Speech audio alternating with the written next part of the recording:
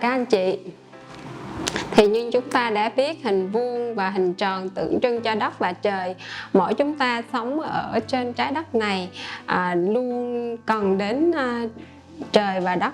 Đó là sự dung hòa của sự giao thoa giữa cái kết hợp sự rất là những cái điều đặc biệt về cái tâm linh.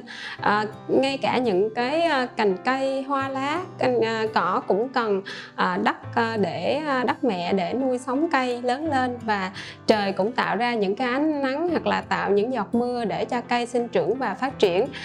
Mỗi chúng ta trên thế giới này, mỗi sinh linh đều cần như thế. Và hôm nay Hiền sẽ giới thiệu những cái sản phẩm liên quan đến trời và đất, mẫu bông gió, hình vuông và hình tròn kết hợp với nhau. Thì sự dung hòa giữa cái sinh khí như vậy thì cũng sẽ tạo những cái điều đặc biệt cho ngôi nhà hoặc là công trình của các anh chị. Thì ứng dụng trong sản phẩm này, các anh chị có thể là làm cái vách ngăn, hoặc là làm tường rào, hoặc là làm những cái lan can để tạo nên sự thông thoáng. Và nếu như các anh chị trồng những cái cây hoa, những cành lá mà yêu thích của mình trong không gian, thì cũng là một cái điều mà các anh chị tạo sinh khí cho công trình là ngôi nhà hoặc là những công trình villa resort của mình. Và ngày nay chúng ta là quan tâm đến những cái gì mà thiên nhiên, những cái gì gần gũi đến cuộc sống xung quanh chúng ta, sự dung hòa. Bất kỳ một ai trên thế giới này không có sống riêng lẻ, mà đều cần đến cái sự đoàn kết và gắn kết với nhau. Thì hôm nay tôi cũng muốn chia sẻ về một cái câu chuyện về hôn nhân và gia đình trong này nữa. Thì cái hạnh phúc trong gia đình thì luôn cần đến cái sự là dung hòa giữa một cái gia đình, đó là cha, là mẹ, hoặc là vợ chồng, con cái với nhau.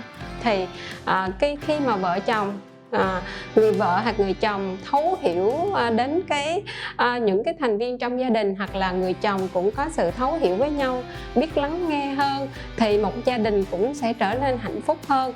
Và con cái cũng sẽ là học hành và để sau này thành tài, tạo ra giá trị. Đó là một bài học nhắn gửi ở trong video này. Và sự dung hòa bao giờ nó cũng giống như một cái cán cân công bằng ở trong cuộc sống, thì luôn luôn tạo cho chúng ta những cảm giác êm đềm, êm ái. Và như vậy, khi mà chúng ta có sự bình an, có sự thư thái, thì chúng ta luôn luôn tạo giá trị nhiều hơn. Dẫu biết rằng trong cuộc đời này chúng ta luôn cần những cái đồng tiền để mà có thể giúp chúng ta, nhưng bên cạnh đó các anh chị đừng quên là mỗi thành viên trong gia đình hãy là những cái thành viên tích cực để xây dựng cuộc sống hôn nhân. Thì có cái gia đình luôn là một cái mầm móng để mà chúng ta có thể ra ngoài đời để mà làm hoặc là học tập, luôn có những cái sáng tạo và luôn vui tươi hành trên cuộc sống này. Cảm ơn các anh chị đã lắng nghe. Mến chào các anh chị.